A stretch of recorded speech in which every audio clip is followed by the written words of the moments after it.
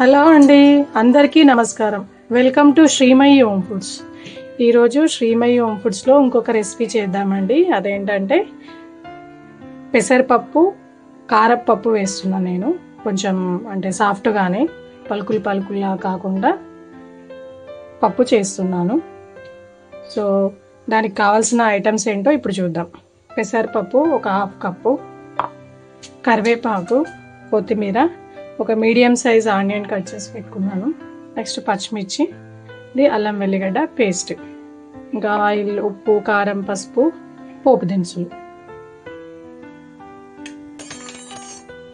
ముందుగా ఈ పప్పును ఫ్రై చేసుకోవాలండి, డ్రై రోస్ట్ చేసుకోవాలి. ఇలా డ్రై రోస్ట్ చేయడం వల్ల పెసరపప్పు అనేది మంచి టేస్ట్ వస్తుంది. డైరెక్ట్గా వండితే కొంచెం నామ్ లాగా అంటే ఫీలింగ్ ఏదో రకంగా వస్తుందండి. సో ఇలా దీన్ని లైట్గా వేయించుకున్న తర్వాత వండుకుంటే పప్పు అనేది చాలా టేస్టీగా తొందరగా రెడీ అవుతుంది కూడా. పప్పు మంచిగా వేగిపోయిందండి, ఇంత వేగితే సరిపోతుంది, మరి ఎక్కువ వేయాల్సిన అవసరం లేదు. ఒక 5 minutes పట్టింది సిమ్లో ఇది వేపుకోవడానికి. దీన్ని ఒక గిన్నెలో వేసుకొని కడిగి దీనిలో వాటర్ వేసి పెట్టుకోవాలి. పప్పులో ఒకసారి వాష్ చేసి కొద్దిగా వాటర్ వేసి పెట్టుకున్నానండి. అంతవరకు మనం పోపు వేసుకుందాం. ఈ పప్పు నానేంత వరకు కోసం 1 tablespoon ఆయిల్ వేసుకున్నాను.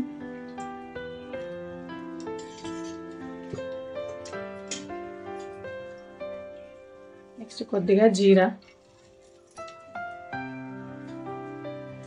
కొన్ని ఆవాలు, పోపు దినుసులు ఫ్రై అయ్యాక మనం కట్ చేసి పెట్టుకున్న పచ్చిమిర్చి, ఆనియన్, కరివేపాకు, ఇది కొద్దిగా ఫ్రై అయిన తర్వాత కొత్తిమీర కూడా వేసుకొని ఫ్రై చేసుకోవాలి. ఈ పప్పు అనేది తొందరగా రెడీ అవుతుందండి, అంటే ఉడకడానికి ఎక్కువ టైం తీసుకోదు కాబట్టి తొందరగా పప్పు అనేది రెడీ అవుతుంది. కొద్దిగా ఫ్రై అయ్యాయండి. ఇప్పుడు దీనిలోనే కొత్తిమీర కూడా వేసేసుకోవాలి.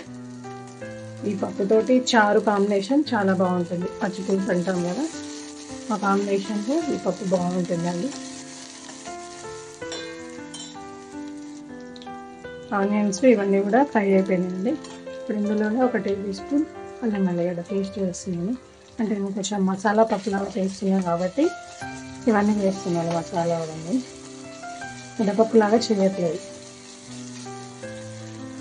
దీనిలోనే ఒక 1 tablespoon పసుపు కూడా వేస్తున్నాను.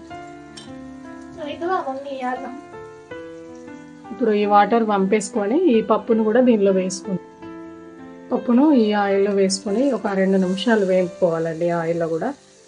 అప్పుడు పప్పు అనేది మంచి టేస్ట్ వస్తుంది. జనరల్గా మనం ఎప్పుడు పప్పు ప్రిఫర్ చేసినా ఎక్కువ శాతం కందిపప్పు యూజ్ చేస్తాం కదా. కందిపప్పు కంటే కూడా ఈ పప్పు ఇలా చేస్తే చాలా టేస్ట్గా బాగుంటుంది. ఒకసారి కలిపేసుకొని మూత పెట్టుకొని ఒక 2 నిమిషాలు ఆయిల్లో ఈ పప్పు అనేది ఫ్రై అవ్వనిద్దాం.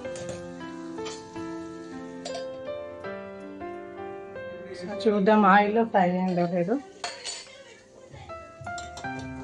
ఆయిల్లో మంచిగా పప్పు కూడా ఫ్రై అయిపోయిందండి. ఇప్పుడు దీనిలో వాటర్ వేసుకొని పప్పు ఉడికించుకుందాం. మీరు కొంచెం పలుకులుగా తినాలంటే వాటర్ తక్కువ యాడ్ చేసుకోండి. నేనైతే కొంచెం సాఫ్ట్గా ఉడికే విధంగానే వాటర్ యాడ్ చేసుకుంటున్నాను. ఇది మూత పెట్టి ఉడికించుకోవాలి దీన్ని.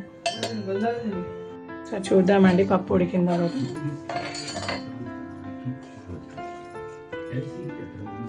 ఆల్మోస్ట్ ఉడికిందండి, కట్ అవుతుంది. సో ఇప్పుడు ఈ టైంలో మనం కారం, ఉప్పు, మసాలా అవన్నీ కూడా వేసుకోవాలి. టేస్ట్కి తగ్గట్టుగా కారం వేసుకోవాలండి. నేను ఆల్రెడీ పచ్చిమిర్చి వేసాను కాబట్టి ఒక 1/2 కప్పు కారప్పొడి వేస్తున్నాను.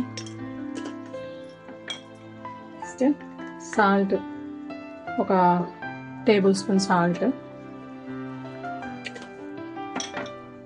నెక్స్ట్ మసాలా కూడా వేస్తున్నాను, ఎందుకంటే కొంచెం మసాలా ఫ్లేవర్స్ వచ్చే విధంగానే నేను పప్పు చేస్తున్నాను కదా. ఈ మసాలా కూడా వేసి కలిపి కొంచెం ఇంకాస్త దగ్గర పడనివ్వాలి. ఇది వాటర్ మొత్తం ఇంకేసరికి కారంతో పాటు పప్పు కూడా మంచిగా ఉడికిపోతుంది. సో మూత పెట్టి ఇంకొక 5 నిమిషాలు ఉడకనిద్దాం. చూద్దామండి పప్పు ఎలా ఉందో.